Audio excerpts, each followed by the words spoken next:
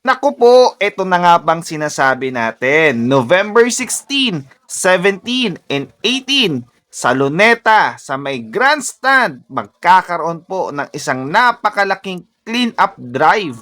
So, sana lahat ay makapunta. So, pakinggan natin etong video na ito kung sino-sino ba ang dadalo at pupunta diyan sa napakalaking clean-up drive na yan diyan sa Luneta.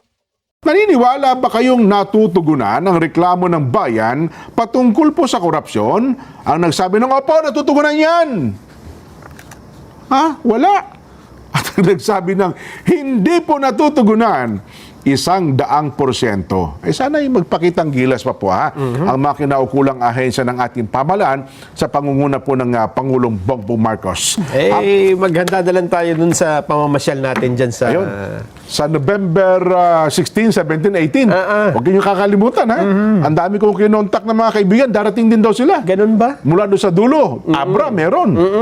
Cordillera, meron din. Mga friends natin yan eh. Layo naman. Oo, dito ata sa Catanduanes, dulo kabila. Meron din. Sabi niya, Jen, malapit na kami. Kako, wag next isang linggo pa. Mamamasa lang tayo doon sa sa Dolomite. Dolomite Beach. At magkakaroon tayo ng clean up drive.